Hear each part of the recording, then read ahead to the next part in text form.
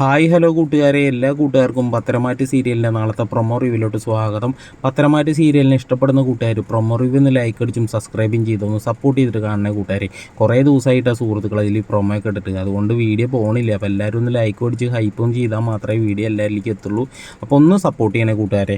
അങ്ങനെ നമ്മുടെ ദേവേനയാണെങ്കിൽ അബിയോട് പൊട്ടിത്തെറിച്ചുകൊണ്ട് പറയാണ്, നീ ഇവിടുന്ന് പോകുമ്പോൾ ജയിച്ചവരുടെ മുഖമായിട്ടാണ് പോയത്, മടങ്ങി വന്നപ്പോൾ തോറ്റവരുടെ മുഖമായിട്ടാണല്ലോ വന്നിരിക്കുന്നത്. നീയേ ആദർശിൻ്റെ മുന്നിലല്ല തോറ്റിരിക്കുന്നത്, നീ അനിയുടെ മുന്നിലാണ് തോറ്റിരിക്കുന്നത്. ദേവേനി അബിയോട് പറയുമ്പോൾ അബിക്ക് ആകെ വിഷമാവാണ്. അപ്പോഴാണെങ്കിൽ നവ്യാണെങ്കിൽ അബിയെടുത്ത് പറയാണ്, നീ വിഷമിക്കൊന്നും വേണ്ട, ഇനിയും നിനക്ക് അവസരങ്ങൾ കിട്ടും. അപ്പം നമുക്ക് ഈ പരിക്കുകളൊക്കെ മാറ്റിയിട്ട് നമുക്ക് മുന്നോട്ട് വരാൻ വേണ്ടിയിട്ട് നോക്കാടാന്നൊക്കെ പറഞ്ഞിട്ട് അബിക്കാണെങ്കിൽ നല്ല രീതിയിൽ ആത്മവിശ്വാസം കൊടുക്കുകയാണ് കേട്ടോ നവ്യ.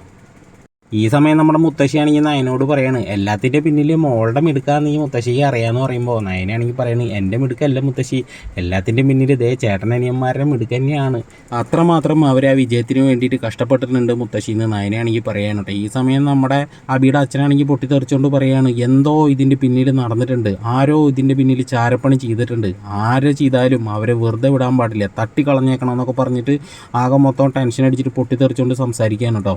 ഈ സമയം നമ്മുടെ നവ്യ ആണെങ്കിൽ എയിം ജ്വല്ലറീനെ തകർത്ത് തരിപ്പണമാക്കിയ ആ ഒരു സന്തോഷത്തിൽ ആകെ മൊത്തം ചിരിച്ചിട്ട് റൂമിൽ ഇങ്ങനെ വന്നിരിക്കുകയാണ് കേട്ടോ സുഹൃത്തുക്കളെ. അപ്പോൾ എല്ലാവർക്കും ഈ ഒരു പ്രൊമോ റിവ്യൂ ഇഷ്ടമായിരുന്നെങ്കിൽ ഒന്ന് ലൈക്ക് അടിച്ചും ഹൈപ്പ് ചെയ്തും സബ്സ്ക്രൈബും ചെയ്തും കൂടി പോണേ.